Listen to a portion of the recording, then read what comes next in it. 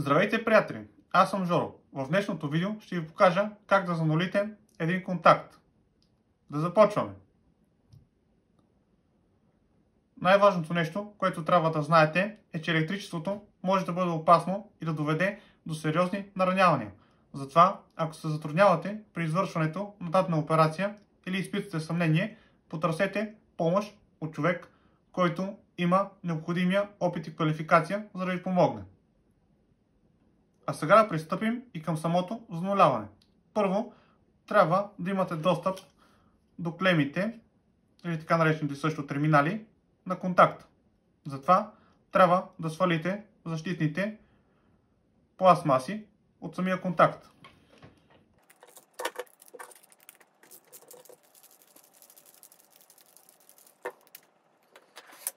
Ето така. Трябва да имате пълен достъп до целия контакт. Какво представлява устройството на контакт? Контакта има 3 терминала, в които да свържете 3 проводника. Фаза, заземителен защитен проводник и нула. Само че в някои инсталации системата не е трипроводна, а се изпълнява с кабел с 2 жила. Тогава имате единствено фаза и нула, но нямате защитен проводник. В този случай се поставя мост, който свързва терминала, който е предназначен за заземителния защитен проводник и нулевия проводник. Това представлява зануляването на контакт. Първо ще ви покажа как се правят връзките, когато инсталацията ви е трипроводна. Т.е. разполагате с нула, земя и фаза. Неутралният проводник, или така наречената нула, винаги е с син цвят. Заземителният защитен проводник винаги е с жълто-зелен цвят. Фазата може да бъде кафява, червена, черна. Нейните цветове могат да бъдат различни. Но тези два проводника, земята и нулата, винаги са в тези два цвята. И така, как правите самите връзки? Охлабвате терминалите и започвате да поставяте проводниците.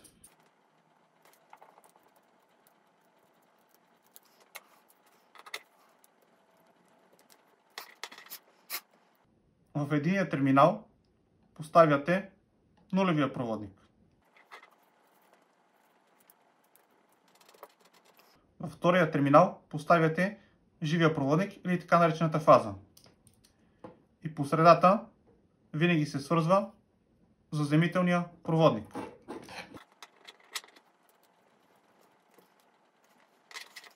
Ето така изглежда контакта, когато е свързан правилно в трипроводна инсталация. Когато разполагате с фаза, нула и земя.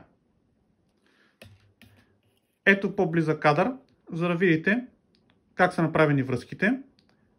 Фаза, земя и нула. Проводниците трябва да бъдат разделени. Всеки да бъде свързан в отделен терминал. Не правете грешката да свързвате два проводника в един терминал. Виждате, че има допълнителна позиция за поставяне на проводник. Но ако поставите фазата и нулата в един терминал, ще направите късо съединение. Затова свързването на два проводника в един терминал е абсолютно забранено. Запомнете го. Свързването на два проводника в един терминал абсолютно забранено.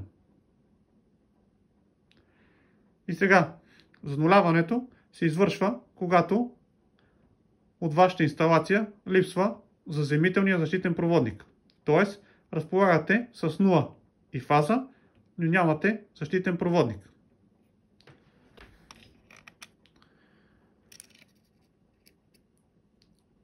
Премахнах заземителния проводник и сега ще ви покажа как се извършва и самото зануляване.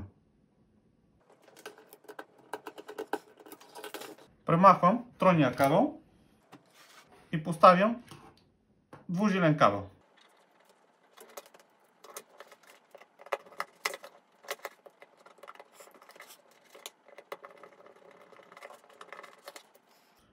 сега, както ви казах, зануляването се прави, когато поставите мост между клемата, или така наречения терминал на заземителния проводник и клемата, или така наречения терминал на нулевия проводник. За направата на моста използвате кабел със същата квадратура като кабела, който сте свързали в контакт. Това е много важно, го запомните. Не трябва да правите мостове с по-голяма квадратура кабел или по-малък. Важно е квадратурата на кабела да бъде една и съща. Взимате подходящия кабел, отрязвате едно малко парче от проводника и го заговате от двете му страни. За да направите перфектна тарка, може да използвате отверката, която използвате, и да огърнете кабела с нейна помощ. Виждате? Получи се идеална арка. И сега, за да поставите моста, трябва да охлабите клемата, в която сте поставили неутралния проводник.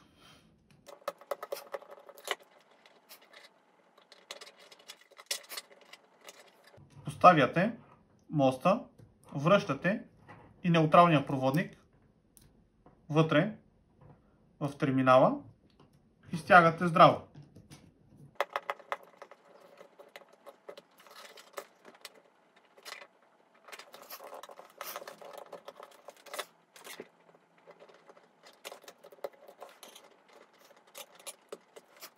Ето това е начина, по който се прави защитното зануляване на контакти. Това се прави единствено в инсталации, които са двупроводни. В трипроводни инсталации не е препоръчително да правите такъв тип зануляване. Ето да видите по-отблизо как са направени връзките. Виждате, в единия терминал е свързан живия проводник или така наречената фаза, и между терминала на неутралния проводник и защитния заземителен проводник е поставен мост. Ето така, приятели, се извършва зануляване на контакт. След като сте направили всички връзки, както ви показах, може отново да поставите защитните пластмаси на контакт.